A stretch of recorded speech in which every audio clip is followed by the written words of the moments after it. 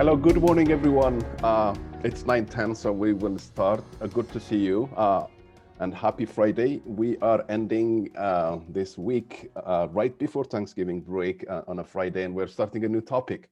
Usually we have managed to find a way in which Friday will be like finishing of a topic or a lab session. In this case, we do an exception, and this topic is of interest, and I would like to cover as much as I can today. And ideally speaking, I would have liked to have 2 lectures, and we'll see how things would go after Thanksgiving break, and we might get a chance to spend a little bit of time, but otherwise the days that are after Thanksgiving break are scheduled for having other topics that we will be doing. And so I would like your attention full time today, and you have always been doing that. But before we get started, I want to have a warm-up question for the day, and I think everybody has come on board. Usually semester breaks happen kind of in the middle. The fall break or the Thanksgiving break comes a little bit late. And so I know you're, kind of tired, and so many things have happened. You're taking many courses. And so I hope you will get a little bit of a break at when this next week comes. And because this break is a Thanksgiving break, my warm-up question is going to be related to that. And here is the question. I would like you to write thanks in a language other than English. Whatever it is that you pick, you probably speak. And I remember one of the times I've had a warm-up question like that, and I've asked you how many languages you speak. For today, I just wanted the word thank you or thanks in a language other than English. Because I don't know all the language that you guys speak, I want to have that answer being, in parentheses, you would tell me what language it is. If it is Chinese, I think you will have a hard time finding a keyboard that would type. Find creative ways, say it phonetically or whatever it is that what it takes to say thank you in a language other than English. If it is not obvious to me that it is Chinese, in parentheses, you would tell us what the language is. Chris, if he's around, Chris will be the person to type the question. You are behind because people are very busy writing thanks in another language. But Chris, if you hear me, go type it, and you will type it one more time. Before I get started with discussing this important topic that has got relevance to direct relevance to several projects that I know, and also generally for the class, I want to, if you haven't probably been notified by Blackboard already, Helen is done grading assignment 5 and it is posted. And so you should be going there and checking. If you have seen the way she grades, she will be careful. She is always careful in terms of seeing what you have done. And this one was long, and it has took you a long time to complete. You were given 2 weeks, unlike the other ones that had challenging problems. But it was also something that could take time to grade. But what she has done is every time she's got some very minor or brief comment, not minor, but brief things to say, she would have in the PDF annotated. That's the way the feedback you would get, unlike other times where there is probably a place or where I give you feedbacks on things that you have done. So that's the way it is graded. There is, compared to the other 4 assignments, more of a variation between how the class has done. And this is not unexpected. This was a fairly challenging problem. Don't worry too much if you haven't done as well as you would have liked. And if you see what the assignments contribute to your final grade, you should remember there were 5 of them, and then the contribution of the assignments to your final grade has got a certain percentage depending on whether you are a 475 or 575 student. But now for what it is, that's what you have got, and I'll be very careful in sticking to what I have said in the syllabus. Hopefully you would not be too disappointed on yourselves, but generally speaking, with the class, I am quite okay. And it was, as I said, something that would take time and something that was challenging compared to other ones. I am not done with grading your midterm. I will post when I'm done. I am halfway, but it's been a busy week. But you will hear from me when I am done, and it might be in the beginning of the week, or if I get a chance to do it earlier than that, you would hear from me. But by early next week, even though it's Thanksgiving break, you will get posted on Blackboard. Okay, with that, kind of introductory things said out of the way, we will get right to what I want to accomplish here.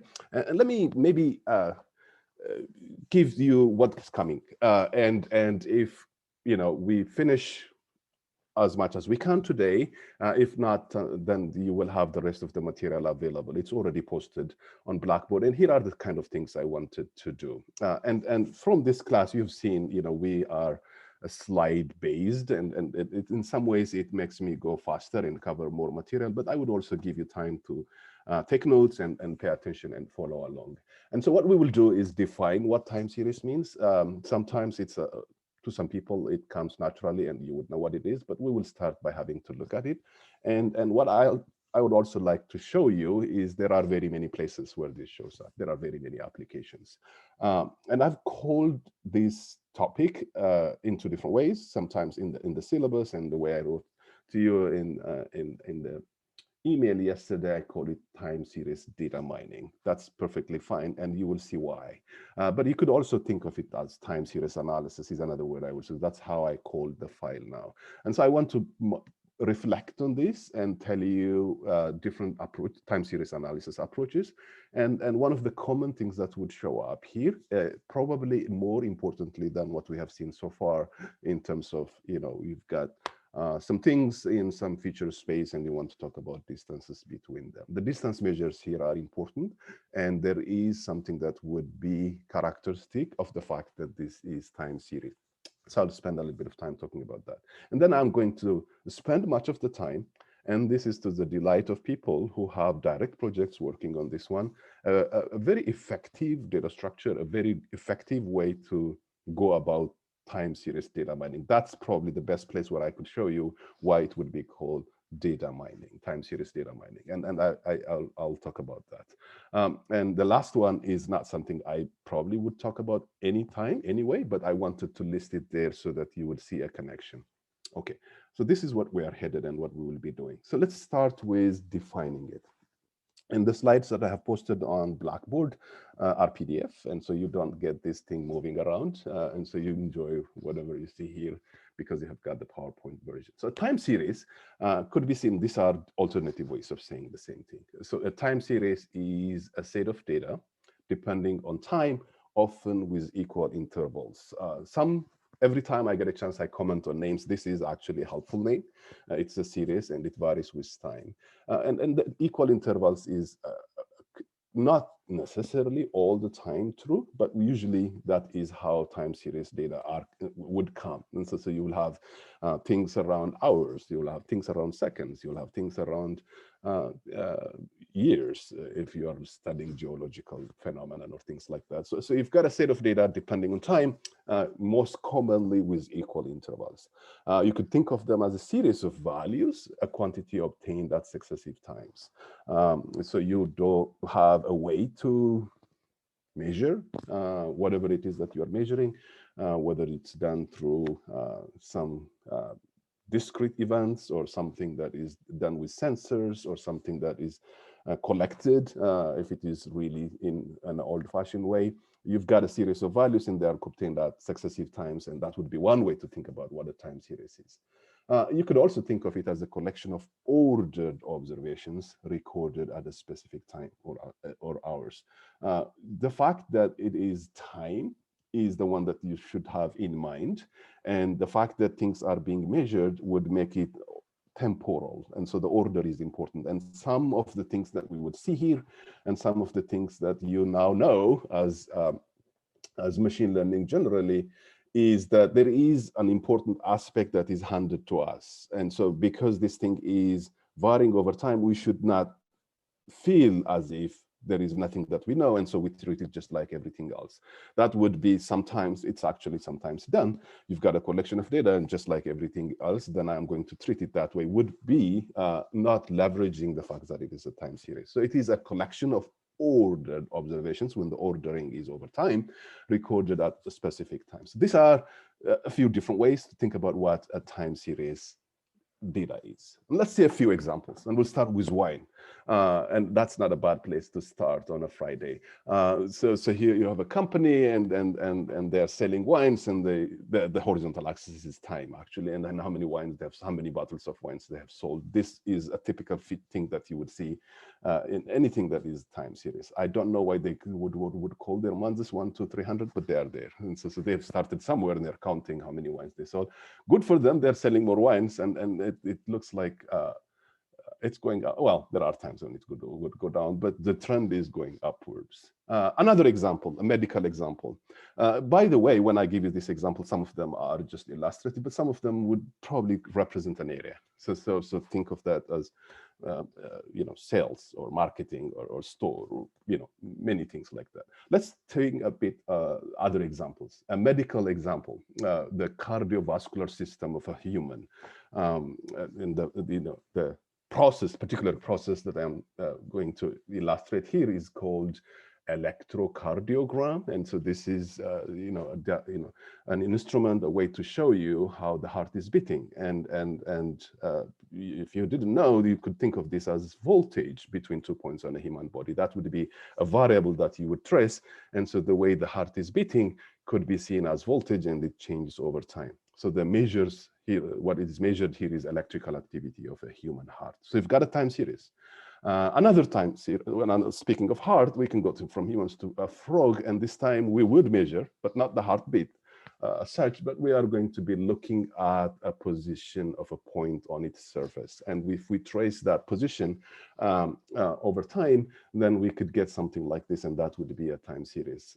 So some of the things that we do in modeling, as in many engineering aspects, or sometimes biological phenomenon, sometimes physical phenomenon, would make us look at position of points in a surface, and that would be something that would be guided by some underlying principle. And so it's not going to be so surprising that we see a pattern. It will be some sort of thing that goes up and down in a cyclic fashion, and it repeats itself. And so this is another example of a time series data, and what is being recorded is position. You could also think about places where there are many variables involved in a process, and some of them, the times you want to see the interactions between them, and this could be for some deep understanding of what the system is, knowing about its dynamics, knowing about its complexity, sometimes making some predictions, which is where the data mining aspect of this would come. And so I could have one state variable going in this way, another state variable going in another way in a system, and that will also be a time series. We could go on very many places like this where we could see more and more applications. And then let me list a few. I'm not going to have the time to go with a slide for each one of them, but let me have one slide where there are many things, and convince yourselves that you would see time series. Web clicks, you know what they are. So we do, and if you had asked somebody, 15 years ago, would there be companies that would live off of advertisements on the web, which is what Google is? If you know its genesis, nobody would believe that would be a good industry, but it is. And one of the reasons we do that is because now we know the role internet plays, but the interaction a user has with the web, the time that we spend there, would also get a chance to be measured, would get a chance to be logged. And so you get your web clicks, and people would have a metric to see how well they are doing. And so web click-through rates are one of the big ways in which many of these things, when they are personalized, and when the companies work with things, would do. And so how much do you click on an ad? And so that could be a time series, and you could imagine now why that would be a time series, because you could watch people over a 24-hour period and see how many clicks you would get, and so you would have a series, and it would look in some ways. You could study this over a period of a week. You could study this over a period of a 24-hour, which you would see patterns for sure. You would see it over a period of a year. You would see. So that's one example. Market analysis. Plenty of examples. Stock prices. This would, I think, ring a bell to everybody almost. And maybe the moment I showed this slide, of the the cover when I was having just some things for you to look at while you other students join, might have reminded you how the stock is going up and down. It goes up and down so very many times, as we have seen in other examples, and that fluctuation doesn't look like a heartbeat. A heartbeat is merely rhythmic, and then we've got things that you would see. The stock price is not like that, but you can see connections with other things, and this is a whole industry in some ways. Much of the thing that happens there is analysis of time series data. Electric power consumption. I've got maybe 10–15% of the class electrical engineering students, and I know this is dear to your hearts. And so there is very many ways in which you could just have a lot of information about and a lot of things that you could work with, and maybe something that is unavoidable in what you do, how much the power consumption happens. When we get a chance, if I have time today, if we get a chance to have a follow-up lecture, you will see some concrete examples of people where this consumption by itself, just looking at the rate of it and behavior, can be associated with other things and could be used for mining purposes. Climate, I know there are some who care about the climate in this class, and we're considering about doing even a project related to it.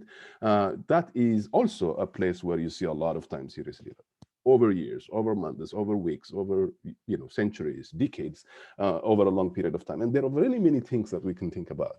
With many things about levels of carbon in the air. You can talk about how much of the ice has melted, or this many things. And I'm not trying to say there's data, but what I am trying to make more point of now is the data that you are getting has got a time series nature to it. And so the ideas you learn about, the specifics about this, the thing that would make it in some ways additional thing to think of, other than the machine learning topics we've been covering so far, is important, is my point. Epidemics, that doesn't need a lot of explanation. You see this almost every day now in what happens in the time we live in. But generally, the pattern in which things are spreading, and that's got temporal component. So we've got time series data. Of course, we've got models. We've got models about them that would help us talk about spreads and things like that. And those of you who have had my network science class would know a little bit about this. But this is just a few selection of places where time series data shows up and examples of applications. So let me make now a little bit more concrete what I mean by time series analysis. Okay, so we're working with data that is ordered over time, and so it is a collection, and so we would want to have a way to take advantage of that and want to do things. If this is about time, I would think there are three things that I would come immediately to my mind. I don't know what would come to your mind. If it's time, I would say the present, the future, and the past.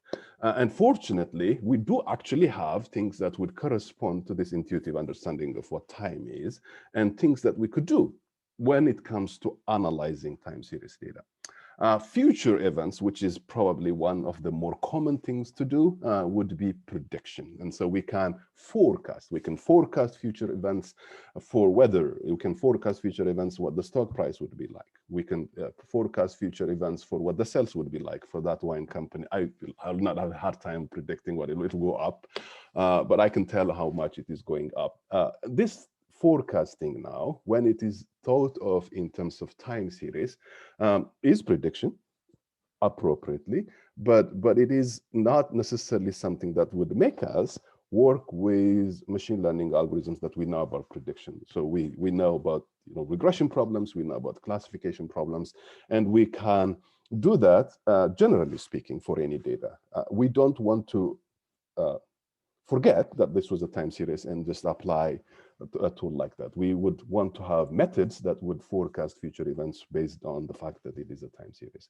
We can look at the past, and that is a helpful thing to do most of the time. But in areas like medicine, for example, to diagnose a patient, seeing how the past was is important. So past behavior understanding for diagnosis, and that patient doesn't have to be only a person. So we could diagnose a computer, and there was things that have happened, and so you had some things that led into a failure, and so you want to go back. You might have collected data, and you are in area of agriculture, and so there was a plant that behaved in a way that you wouldn't like, and so you wanted to analyze, to understand that past behavior. Or you could be an engineering person, and you are working with something that was designed and led to a failure, and so you want to go back and do diagnosis. If you take your computer to Best Buy, they do that too, but they are diagnosing it right there. But looking at past data for behavior and understanding is important. Evaluate current performance. If you are in this 3 or 4 examples I gave you, the medicine example is a good one, but because there is patient monitoring, you are now seeing how they're doing. Is the glucose level going up, and do you need something to interfere, or is the person needing some assistance with their movement, and you have things to monitor them with some wearable devices and things like that. And if you want to interfere in what they do, you maybe want to assist them in some ways. If they were being helped, for example, by a robot, you have a way to monitor them. If you are an electrical engineer and you're seeing how the load is going, and the current performance is under the certain that you have a threshold for, and you need to shut down somewhere. Or if you are in market and you see how things are going and you want to course correct, or you have to see how you're doing and things like that. So the present, current performance, the past, understanding behavior, the future, prediction, are time series analysis. But the fourth one is not any one of these. And if I have divided time into 3 the way I did, you probably don't have any more room. But you could also do things that are comparisons. And so it's not just for simplicity for all of the things that I said. Now, let's say there was one thing I was looking at. By one thing, I mean there's one time series. I could have many, but there is one time series that I'm primarily looking at. And I, this was the perspective I have had. But what if I have had different time series and I'm trying to compare them? This thing is about data mining. This one would help comparison. And now you could see if there is drift between situations. Is there anything that is abnormal compared to what would have been? And so you have things that would facilitate comparison, would be a good way to think about that. So what's the general approach when you have time series and you are doing time series analysis? This is not necessarily, it's an oversimplification and not necessarily a recipe, but I think a good procedure, general procedure to think about. We want to identify the nature of the phenomenon, and we run through in this quick kind of overview, cartoonish examples, very many phenomena that we can think about. And so to identify the nature of it, to determine groups of similar time series, and to use extrapolation. This probably would be a good way to think about the general procedures that we can apply when it comes to time series analysis. Let me make that one a little bit more concrete now. And then I've got a gray box called TSA. That's not the TSA you get at the airport. I mean, I was thinking time series analysis. That's my abbreviation for TSA. So TSA, time series analysis approaches, you could fairly, in an oversimplistic way, categorize them into 2 types. The first category, I would call them feature-based. And feature is now like a term that you can very quickly associate with having seen it come many times in machine learning topics we have covered so far. Or you could have a raw data processing approach, working with the time series data more directly with the raw of it, not getting features out of it. When it is feature-based, we come, and unfortunately, and this is one of the reasons why this topic is relatively delayed, we have methods. We have methods when things are done in a supervised fashion that we could use classification for, or we could use clustering. Now that we have extracted features, now the thing has been turned into more general machine learning type of problem or data mining type of problem. And therefore, we could apply them. Clustering and classification would be good examples. I brought them up because they are actually used in many cases. When you work with the raw data itself, you've got 2 approaches. And this is not the classification here in the last one is more about what nature the methods have, whether they are trying to solve problems exactly or whether they are going to solve problems approximately. So I'm going to use this map for now and then work on the 2 the approaches and give some examples. So let's work through what we mean or what we need to do when it is feature-based approaches. So our raw data is time series, and what we would want to end up is extract features so that we can apply general classification and clustering methods, for example, right? And so how do we get to the feature extraction phase or stage? We want to segment the data into meaningful parts. And so we could start with pre-processing. So the time series data may not come as nicely as I plotted them, right? You mean if somebody gave you that and give you exactly the number, how many people have clicked on a log, or how many wines were sold, or how the heartbeat was made, that's one thing. But usually nobody hands you that really in a nice way, and you can just plot it that way. It probably would do a little bit of digging to get those numbers, or interpret them or process them in some fashion. And some of you may appreciate these things because you live with them and you have seen how to get to that place. But there is let me call all of that as pre-processing. You work it through. Sometimes you probably has, if it is a log, for example, might need you to work with an API and maybe a couple of them, and you have to make them talk to each other before you get there. Let's call that pre-processing, and then start to segment the data, and how much should your segment be? What is a meaningful thing for a segment? These are all domain-specific things that you need to have, and it will depend on the application. So we have segmentation, and there are methods for doing these sort of things. Then from these segments, because now we have broken them down, we can extract features from each segment. There are certain things that, and I should have probably begun by telling you about this. This is an area where my lab has done work, and one of my PhD students, my first PhD student, in fact, has done a lot of work on time series related type of data, mostly for health monitoring, for health applications generally, but lots of machine learning technologies and methods and things like that. And he's now in industry. And so there is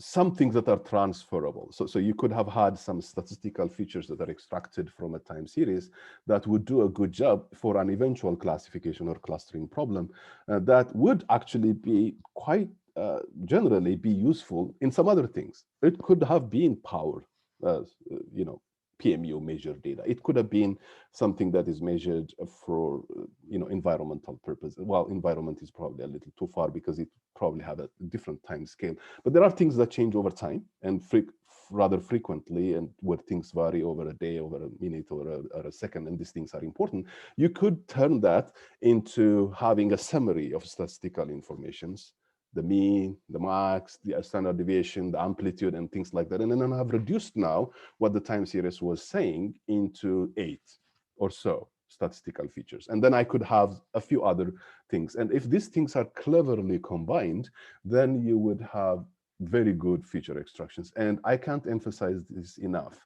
If you are working with something like this, and your approach is on working with the time series data itself, rather than having to, for example, use deep learning, where you would not have to do this feature extraction manually yourself. You will not be able to explain it, but you would be aided. By the way, you all know, so after Thanksgiving break, we are going to have at least a couple lectures on deep learning. So for those of you already know, that's great. If not, then at least you will have some introductory material. You would not do manually feature extractions, but in this sort of things, it is extremely important. And so what you do with them and how you combine them in a creative way would make a big difference in what would happen next. So extract features, statistical frequency domain features. One thing about time series data is it's helpful sometimes to think of them in the frequency domain also. Then we have converted the data segment into a feature vector because we have extracted them. So just like any other machine learning problem now. So we've got a feature vector, and so we will do what we do usually. And if it is, we've got afforded it to have labels on this data, then we could have some sort of classification problem defined on it. If not, which is the more common thing, we would do some clustering. Sometimes we combine them. Sometimes we've got data that we have, a time series data that we have segmented into reasonable blocks, and we have extracted features, but that becomes itself a huge space. The dimension of it could be big, and therefore you may benefit by first clustering them, and then now you've got groups. So we have now used clustering as a way to reduce dimensions. And once you have reduced that, then you could work further with for whatever else that would come later on. So it's not classification or clustering necessarily. Sometimes you could use clustering as a part of what you would do for classification. What is the nature generally of an approach that would be feature-based compared to what would be on the raw database? So what I've just explained in this slide now is this one of the two boxes, right? So there was feature-based and there was raw database. And so what are the appeals of this? What are the natures of this? This is, or not necessarily the appeal of it, but how, a few ways to characterize it. One, it is faster. I wrote faster because I'm comparing to this other one, right? With the raw data based approach. It reduces dimension compared to the raw database because it has extracted features, and so it has come down. And then if you do even further and have clustered them, then you'd have even more further dimensionality reduction. But compared to its original dimension you're talking about, you have reduced it so in a big way. But it may not be useful in all applications. There are many times when a general approach like this is useful, but there are very many others where it is not. ECG data, the one that's about the heart, is one example where it is not useful. What about the other one? The other one is the raw data processing approach. What you would do now has to mainly work. You have got the time series, the raw one that you would work with. You are going to be working with measuring similarities between time series. And so data segmentation would be of an event of interest in time. And so you start to compare different, when you have the different time series to see how they compare with one another. So you are working directly with it, not with extracted features that you would render them to more general machine learning problems, or data mining problems, but rather work with the data itself, with the signal itself. You're working at the signal level. This is expensive, and then you will see why, because now you're working about this, every single one of them in a way. You're dealing with that, and therefore it is higher computation. So that one was faster. This is slower. It's more demanding. You are working with the signal level. You could argue or you begin to argue, depending on the application. The ECG data was, for example, one thing that I told you, because I am now not reducing the original thing that I needed to work with into features, and I have turned them by segmentation and feature extraction. I've got another representation, another view of it, and not exactly the way it was before. Now I've got the original one, and therefore I could retain some level of, fidelity to or loyalty to what it was originally. I have not changed it, and therefore there may be applications where this becomes important, and you have to just do it that way. It would require on the more common thing that you could see here would be, when you work at this level, would be to try to discover patterns within time series, and these are called motifs in signal processing. And motif is a common theme also when you work with networks, for example.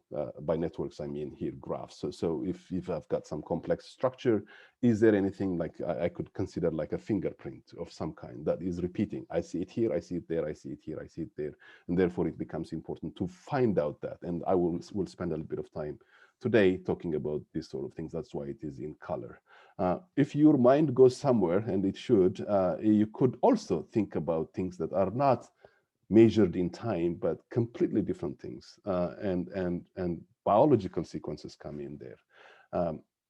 Sequences also have patterns in them, and they are called patterns there rather than motifs most of the time. And you would see a parallel. I'll try to mention that later on. So motifs are phenomenon in time series. You could see them happen many, repeated enough times, and so you see them here in some ways that is not necessarily periodic, but repeated at least. You see them over networks or other structures, because you have, something that's connected to 5 things, and it is a star, and it shows up everywhere, or it's a cliquish nature, or some other structure. But you could also see them in sequences, and so there will be a portion here that you saw a collection of things, and then you see something like that appear in many places. Helen, whom you know very well, has done work on something like that, and biologists call them repeats because they are repeated. And some of these names are interesting. And so some of the project ideas, if you remember, we're talking about that. Those are motifs, except that now you're working with things that are about sequence. Okay, so now let's talk about motifs a little bit deeper now about in this raw data um, approaches, not the feature extraction ones. And here is, some data, some signal, and this is not unusual to find. And in fact, this one is an actual example of something that has to do with movement, some motion. And, maybe your cell phones have got things that would track your movement, or one of your favorite things that you would do to see how much you have moved around in the house, how many stairs you have climbed up, and so on. They do track your motion, and so they have some sensors in them that would have location or your movement generally. And it's not unusual for them to come in 3 pieces, because we've got in space X, Y, and Z. And so this is a signal that you see over time that's changing in these 3 spaces. It probably is not an actual one. I think we probably did this so that we could get some patterns come up. But what you see now is repeating in all of these 3 things is this blue portion of the entire signal. In the x-axis, in the y, it doesn't matter which axis it is, but in the first one, in the second one, in the third one, there is a pattern that has repeated. And so after some things have happened, this thing has happened, and then you could see it. And so we look for this. These are called motifs, and they do tell us a whole lot of things, really, in many cases. And so looking for them and finding a way to define them and so on becomes important. So how do we discover them? How do we discover motifs or things that are subsequences in a time series? I would be using this word interchangeably. So if I have a time series, I could think of it as an ordered sequence, as I have convincingly told you in the beginning that we could do this. Okay, but I was looking at a message that just came. So when we can think of time series as an ordered sequence, and so because it's a sequence, I can talk about a subsequence, and that will be one way to talk about motifs. It is a subsequence in a time series, and there is different kinds of motifs we can talk about. They could be of various lengths, and they could even have overlaps. So I could think about motifs that repeat, but when they repeat, there is a portion in the entire sequence where they overlap over time. And I may, or one may define motifs where that is not allowed. So for them to actually be called a motif, they need to be separated. What would they help us discover? So motifs are interesting to find because they would tell us something that exists in them, and we look for them and discover them. But sometimes they also tell us to find when there is anomaly, and for anomaly detection purposes they are used. So a more formal definition for a time series would be, we have a time series of length L, and we have an integer that is much smaller than L, the entire length of the time series P, and we have a threshold that we would associate to define when we will call something a motif. So a motif of length P, the one that we just now would be said is what we would consider as a subsequence, is something that appears frequently. This is the most common definition for a motif. For it to be called a motif, we would look for it, we would look for that pattern and see if it appears frequently enough. If it appears only, 2 times, maybe it will be hard to call it a motif. But for a given period, if it has sufficiently appeared sufficient number of times, then we'll call it a motif. So we're working with the raw data now. I just told you what we will be doing with the subsequence. So what we are doing essentially now, even if we don't have another time series to work with, is take this subsequence and compare it to all things that I can break this thing into of that length, and then compare them. So I will say I have seen this pattern when I have seen something that's close enough to it. That's what the threshold is coming from. So I've got a ruler in a way to take around through this and then say, I've taken this portion. Am I seeing it here? Of course, the first time I took that portion, that exact one will match. Of course, it's just that. But then if I take that same thing and then slide it over this time series, how many places do I see something that's close enough to it? Because I don't have any I can't insist on seeing it exactly the same way. If it's close enough, it's good.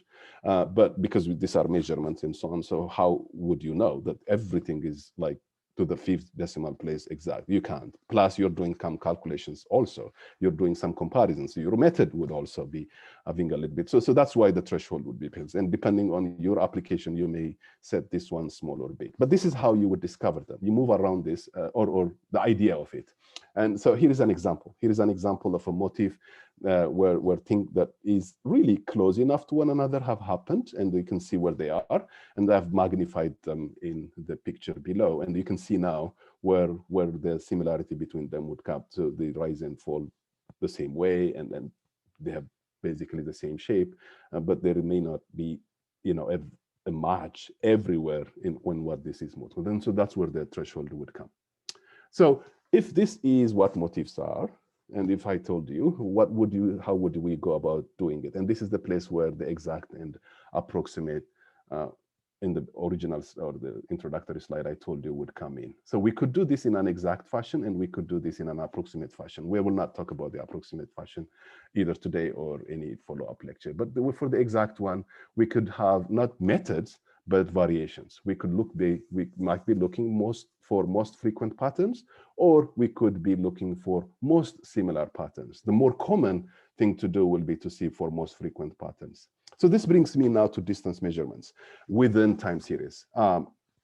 We have agreed last time, if you are working with something and you don't have anything to go by that should make you reconsider, go for Euclidean distance is the general rule. We will now see why Euclidean distance will not be a good idea for time series, and we need some other things. And one of the popular ones to be used is called dynamic time warping.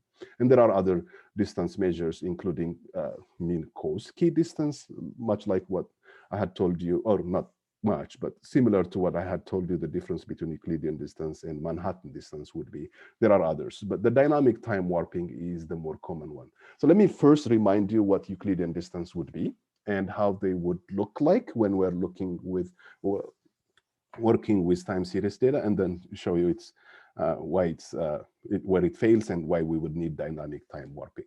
Here's two sequences, Q and C, and they're of lengths, the same lengths. And so they are sequences Q1 to Qn and S1 to Sn.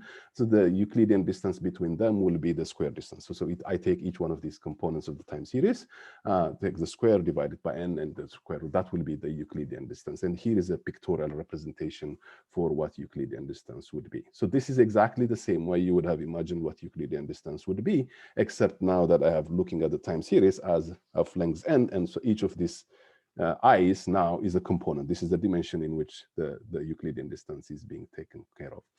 What are problems with Euclidean distance when it comes to time series? One, we may have our time series exactly the same, except that it's been shifted. I started measuring at 7 a.m. instead of 6 a.m. And so I've got two time series instead, one that started at 7 a.m. and one that started 6 a.m. Otherwise, they're exactly the same. My Euclidean distance would discover that they're not because, of the shift. And so it will fail to do that. You can adjust that by accounting for the shift. And so you would get something like what you see in the middle. But then you could still see these things are very different if you were to work with Euclidean distance as they are.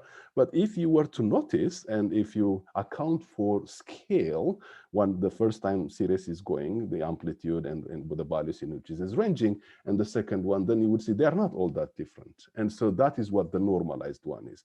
So the standard way to work with time series data when it comes to measuring distance will be to scale them and normalize them. And this is what you would do when it is normalized and around the mean and the standard deviation. And now when it is normalized, you can now see that the two series are the same.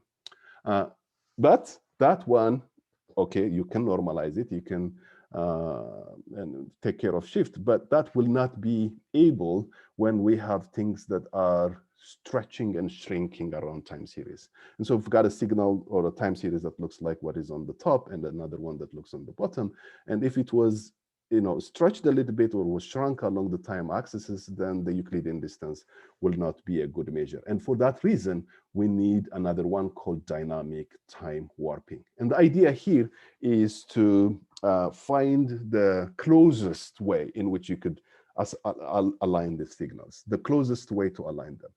Because I have already told you the connection or a little bit of a similarity with sequences, let your mind go now to alignment of sequences. So if you are biology, and I know there is a good number of you who either work directly on it or in stat, where your thing comes more in terms of sequences, you usually do. And in bioinformatics, it's very common that we are trying to compare two sequences. And so one of the ways in which we would do is to find an alignment. What would be, how should I move this thing to the left or to the right, or replace things so that I have the best score for their alignment? Much like that, this is what dynamic time warping would do.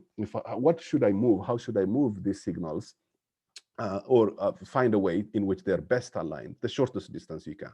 And so the equation that you see displayed there, it's, you're finding the dynamic time warping distance between I and J has got two components to it. So the actual distance, what would have been called the Euclidean distance between them, but then it has got something that is added to it that kind of looks up to the north, to the left, to the right, up and bottom in a way. So the four directions that you can think about the cell ij, and you take a minimum of this. This looks like a dynamic programming. And for those of you who are familiar with them, this should remind you some dynamic programming thing that's going on. And so this is how you would find, in a nutshell, you're finding the best alignment between the two signals. Okay, I'm about 5 minutes now, and this will be the place where I would start talking about the matrix profile data structure that I told you. That is extremely helpful and would take us very far.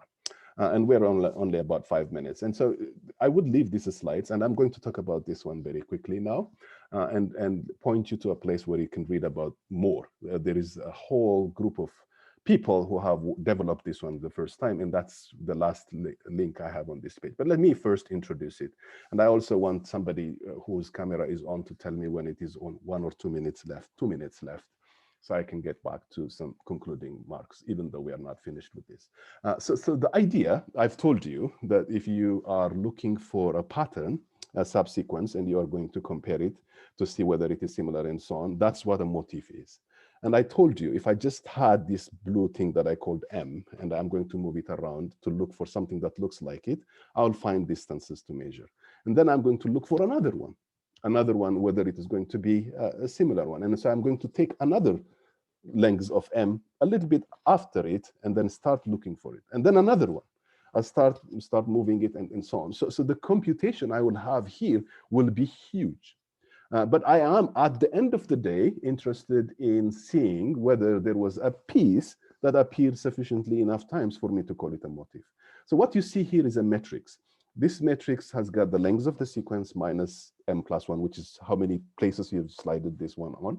And I've got another one because I'm going to compare every piece like this with another piece like that, and have it on the rows. And so I've got a distance metric, basically. So I've got every piece with every piece is compared, and I'm saying how far apart are you, how far apart are you.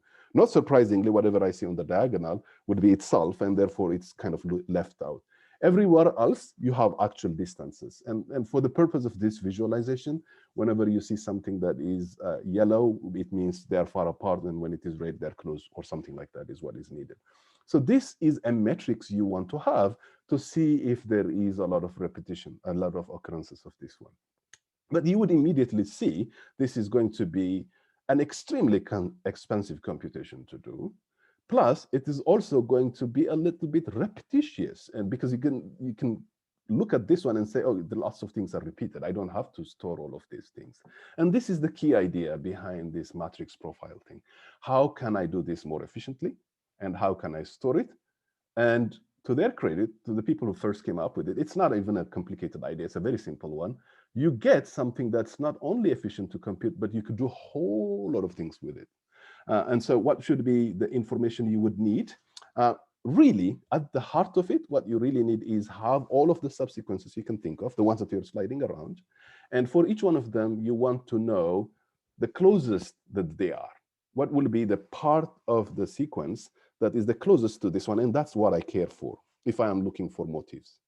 And so let's say I've got all of these sequences listed here, and I've got all of the sequences that it is closest to, right, on the right, and I've got this, and I have written a number that tells me how far apart they are. This is where my threshold would come when I compare them.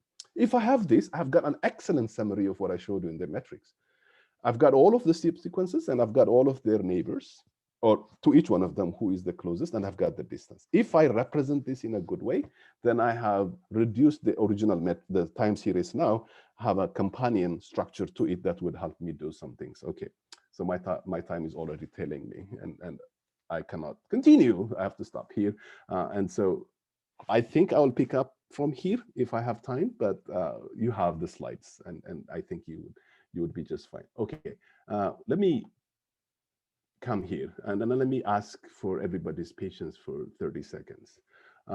You have noticed that I started saying, this question at the end. I'm not going to do that now because we don't have time, but I have asked for your 30 seconds now, and so you can hear me. You're going to go for a break, and so I am going to ask you to do two things for me, and you'll write them down. You'll write them. That will be what your feedback will be for me. I like Thanksgiving a lot, and in usual times people would come.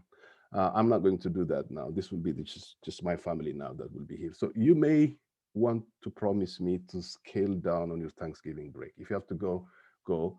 But if you are staying where you are, stay where you are. So you will say, I'll scale down on my Thanksgiving break. That will be one statement. And then the next statement you would write to me is you would take a break. I know you've been taking classes and your project and things like that to do. They're all fine. You may find time, but make sure that you take a break. It could be a day, it could be half a day, it could be 2 days. I don't necessarily know how much you can do, but you will say, I'll scale down my Thanksgiving break plan, and I will take a break. And that break is up to you. So you write this one. It could be public now. You don't have to make it direct message like you have done last time, but this is what I want. So I don't have a question for you to answer to me, but I want these two statements written down and sent to me. You can choose. I would like it to be public if you don't. So if I calculated my time, and if I didn't want to talk about matrix profile a lot, I would have saved a minute. But I have you, and I have told you my message. So take care of yourselves. It's extremely important that you do now, and I want those two statements written. And once you're done with that, then we will call it a day and we'll go. Any questions for me?